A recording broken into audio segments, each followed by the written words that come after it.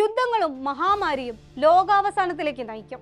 320-ലേറെ വർഷങ്ങൾക്ക് മുൻപ് Isaac Newton ഇങ്ങനെ പറഞ്ഞതടക്കം പല തിയറികളും ഊഹാപോഹങ്ങളും ഈ 2025-ലും ചർച്ചയാകാറുണ്ട്. ലോകാവസാനം എന്നൊന്നും സംഭവിക്കില്ല എന്ന് വാദിക്കുന്നുണ്ടെങ്കിലും ഉള്ളിന്റെ ഉള്ളിൽ എവിടെയോ ഒരു ചെറിയ ഭയമില്ലേ?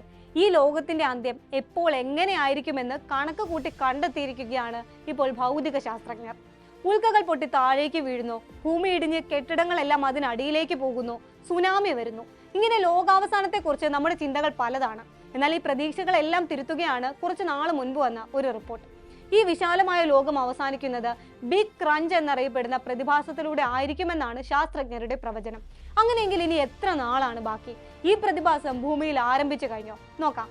സ്വാഗതം ഇണ്ടത്തിലേക്ക്.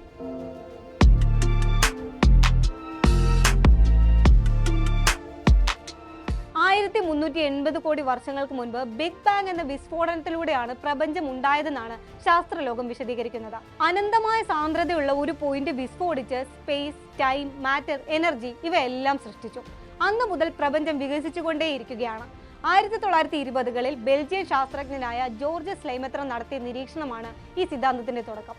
ഇതിനെ കളിയാക്കി ഫ്രെഡ് ഹോയിൽ എന്ന ശാസ്ത്രജ്ഞൻ വിളിച്ച പേരാണ് ബിഗ് ബാങ്. പ്രപഞ്ചം ഇങ്ങനെ വികസിച്ചുകൊണ്ടേയിരിക്കുകയാണ്. പക്ഷേ ഈ വിപുലീകരണം എപ്പോഴെങ്കിലും അവസാനിക്കുമോ? അതോ ഇങ്ങനെ അനന്തമായി തുടർന്നുകൊണ്ടേയിരിക്കുമോ?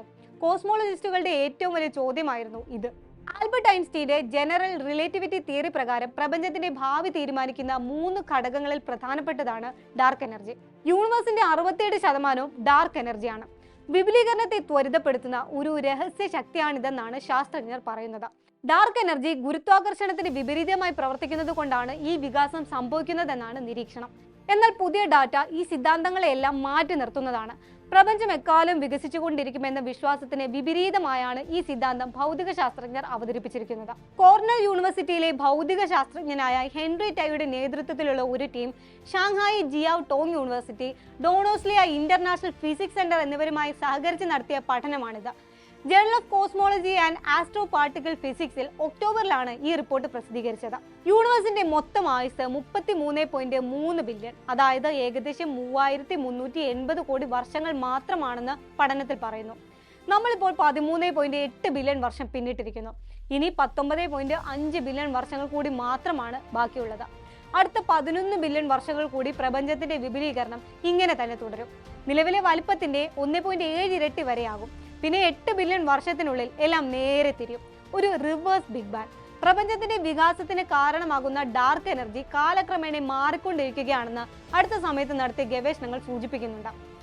ബിഗ് ക്രഞ്ച് എന്ന ഈ പ്രതിഭാസം എങ്ങനെയാണ് സംഭവിക്കുക എന്ന് വരെ ശാസ്ത്രജ്ഞർ വ്യക്തമാക്കിയിട്ടുണ്ട്. 7 മുതൽ 11 ബില്യൺ വർഷങ്ങൾക്കുള്ളിൽ പ്രപഞ്ചത്തിന്റെ വിപുലീകരണം മന്ദഗതിയിലാകും. ഇതിന്റെ ഫലമായി ഇപ്പോൾ അകന്നു നിൽക്കുന്ന നക്ഷത്രങ്ങളും ഗ്രഹങ്ങളും അടുക്കാൻ തുടങ്ങും. ഇങ്ങനെ സങ്കോചിച്ച് ഒടുവിൽ വളരെ ചൂടുള്ളതും സാന്ദ്രതയേറിയതുമായ ഒരു സിംഗുലാരിറ്റിയിലേക്ക് തിരികെ എത്തുമെന്നാണ് പറയുന്നത്. ബിഗ് ബാങ്ങിന് മുൻപുള്ള പ്രപഞ്ചം ഈ സ്ഥിതിയിലായിരുന്നു. സൂര്യൻ ഉരുകി ഒരു ചുവന്ന ഗോളമായി മാറും, ഗ്രഹങ്ങൾ പൊടിഞ്ഞ് ഇല്ലാതാകും. ഇങ്ങനെ ബിഗ് ക്രഞ്ചിനെ റിപ്പോർട്ടിൽ വിശദീകരിക്കുന്നുണ്ട്. ബിഗ് ക്രഞ്ച് എന്നത് ലോകാവസാനത്തിന്റെ ഒരു സാധ്യത മാത്രമായാണ് ശാസ്ത്രജ്ഞർ അവതരിപ്പിച്ചിരിക്കുന്നത്. പക്ഷേ ലോകത്തിന് ഒരു എൻ പോയിന്റ് ഉണ്ട്. നമ്മുടെ ജീവിതം പോലെ തന്നെ തുടക്കവും ഒടുക്കവും പ്രപഞ്ചത്തിന് ഉണ്ടാകുമെന്നാണ് ശാസ്ത്രജ്ഞൻ ഹെൻറി ടൈ പറയുന്നത്. പ്രപഞ്ചത്തിന്റെ മരണതീയതി എന്ന തലക്കെട്ടോടെ ഈ റിപ്പോർട്ട് എക്സിലടക്കം ട്രെൻഡിംഗ് ആയിരുന്നു. Big rip, big freeze, big slurp തുടങ്ങിയ തിയറികളും ഈ ചർച്ചകളിലുണ്ട്. പ്രപഞ്ചത്തിന്റെ വികാസം തുടർന്നാൽ ഒരു സമയത്ത് സ്പേസ് ടൈം ഫാബ്രിക് തന്നെ കീറി മുറിച്ചുകൊണ്ട് ഡാർക്ക് എനർജി കടന്നു പോകുമെന്നതാണ് ബിഗ് റിപ്പ് തിയറി.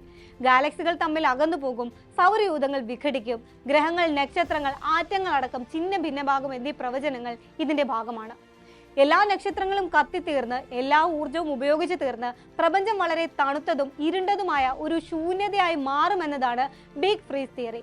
ഇത് കേട്ടിട്ടുണ്ടാകുമല്ലേ? പക്ഷേ നിലവിലെ ഡാറ്റകളെല്ലാം ബിഗ് ക്രഞ്ച് തിയറിയെ അടിസ്ഥാനമാക്കിയാണ് വരുന്നത്.